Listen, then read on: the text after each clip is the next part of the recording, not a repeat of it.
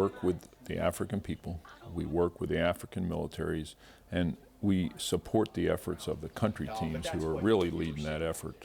But it's important for us to understand, what that level of poverty is and how the actions we take do have an impact on it. So, for example, in the Ebola effort, one of the biggest things we wanted to make sure we did is, as we went down and contracted a bunch of significant support, that we did it at the same level that the nation does it. When you're in a hurry, as you can imagine, we spend a lot of money to get things done fast. And when you go fast, sometimes you make mistakes. So I think we did a tremendous job from the very beginning in Liberia to make sure that what we were paying people was in accordance with their pay scales and was right for that level of population. It's not something I would normally equate to a military command. No, it's not. It's not something that we normally think about because, again, we're so task-oriented that, we rush on. But those things are usually important because, again, we're part of a microcosm of what's happened in that nation at that time. Is everything you do in Africa guided by the State Department? Yes. What defines good interagency partnerships with state and other government agencies? The first and most important thing is that most of our efforts out on the continent are built and designed and worked in conjunction with the country team, who's a already built and well-coordinated interagency team. Probably the best place the interagency team cooperates because they live together, they work together in a place that they all want to see succeed. The other thing, of course, is our relationship with Maine State. So we have a great relationship with Maine State and USAID, and we continue to communicate with them, and we have multiple meetings throughout the year and gatherings where we work together with them to make sure that we're all one team as a broad interagency. Are most of the ambassadors supportive of your efforts? We're supportive of the ambassadors' efforts. So, yeah, and as we are, because again, they're leading the efforts for the U.S. Policy throughout Africa. And we, of course, as you know, have a big interagency part of our staff here. So the deputy here is a former ambassador. Our outreach in the section in the J9 is also a former ambassador. And then we have a lot of Foreign Service officers integrated throughout the staff here to be part of that team. How do you determine what U.S. military to use in your programs and initiatives and exercises? The majority of the African nations, they have a heavy emphasis on ground troops. So that's why the Army and the Marines do quite a bit of work there. And then for their air forces, it's more an air force that does mobility and logistics. It's based on the demands that they need and where they want to do it. When you look at many of the African navies, they would probably be more akin to some of our Coast Guard. So it's really, like I said, it's a demand-based thing, and those ambassadors lead those efforts and coordinate with the militaries and how they want us to support them, and that's how we do it.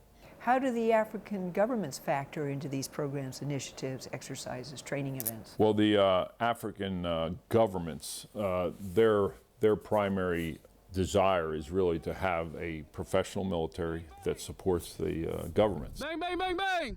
But each of our ambassadors who lead that government-to-government interaction and everything, they talk to them and they, work with them, because a lot of things we do here is about listening. So we just have to listen to what they want and what they need, because, like I said, they probably know a little bit better what they need than we do in most cases. Sir, many of you and your team came to AFRICOM with the experiences of Iraq and Afghanistan.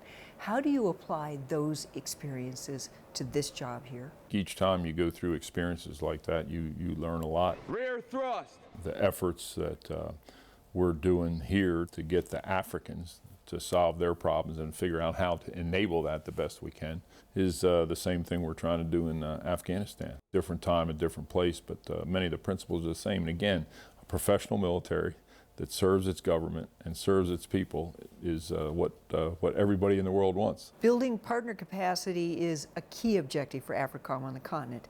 How do you use American military forces to accomplish it? Is it one-on-one, or is it platoon by platoon? Or? It's all those things in both. You know, of course, a lot of it is the leader development piece that's usually important. But that will come under Prevail because We do that by either sending people back to do training in the United States, which is a big part of it, but also we do a lot of training, whether you look at the exercises or whether you look at the programs that we have to build those militaries. And they're trained in everything from preventative health to the rule of law, how you integrate women into their activities. You know, all those things are a part of what we train them in. Are all the militaries receptive?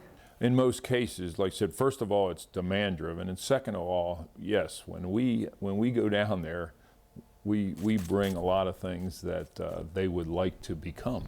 Green 1, Cast 6, sit rep over. Sometimes I tell the people the biggest thing you bring to the African militaries as you get in there are your values. They see how you operate, they see how you treat people, and they want to be like that. There are some 53 countries within your area of operation, 5 regions. AFRICOM has, at the last count, relations with more than 40. We have relations with all of them. They're different levels. Some of them are absolutely, very, very effective in their capabilities, and they're very willing.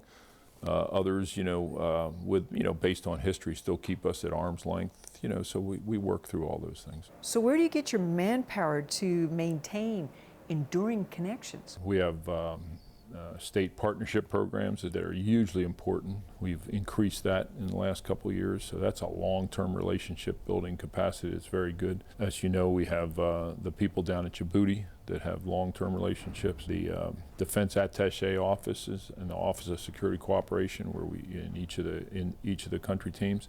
And then we have a whole host of people not only here at AFRICOM but at all our component commands. They're out there all the time building relationships and building that trust and confidence. It's so important.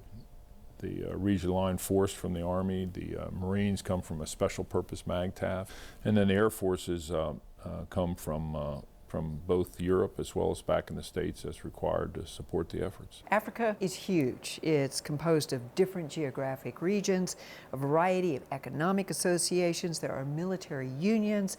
It's very complex. What's your primary challenge? The primary challenge, at all those times is really just understand the complex situations that are out there and then how to best support them. When you we're looking at Afghanistan, you were looking at one nation. Here we're looking at 53, and some of them have challenges just as tough. And then the other piece is just understanding the capabilities, the current capabilities of what they're working with. So. But you're also factoring that with our own national security desires. Yes, yes. But at the end of the day, it's really again a stable and prosperous Africa that is part of the international community and contributes to the international system. So the objectives are all kind of the same. Of course, it's important to understand in Africa, that 6 of the top 10 growing economies are in Africa. In our interconnected world, there's connections between every country, that go beyond what we've thought about in the past. Sir, I'm curious, what about the impact of social media in Africa? The social media is just like everywhere else, a hugely interesting phenomena. It has provided a huge situational awareness to people who have a phone. It has increased the demands from the people for their governments to be more accountable. There's some things, obviously, you can use it good or you can use it bad, but for the most part, it has raised the level of awareness of populations about things happening in Africa and the world, and they have demanded more of their governments to take care of them better. How does social media factor into your strategic objectives? Part of the situational understanding is the role really of the government, the security forces, and the people. That interaction, if it's all working together as a team, things usually happen pretty good. It's provides you the heartbeat of what the population's thinking about. What's next, sir? What can we expect from Africa and from AFRICOM? On the security home front, the challenges of the transnational both criminal and terrorist networks are the things that are really destabilizing the countries that are being challenged right now. So I think that we have to look at that broadly rather than individually in one country. So the problems that you have in Libya today are not just from internal to the country, but they have many external connections.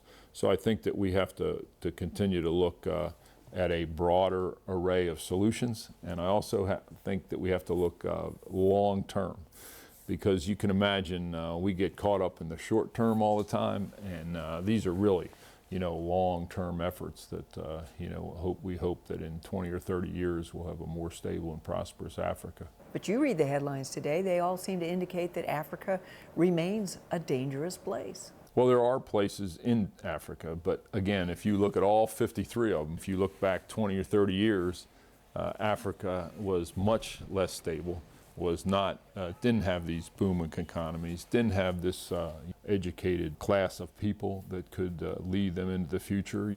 In the most part, that's been moving in a positive direction. So is AFRICOM making a difference? Yes, AFRICOM is definitely making a difference.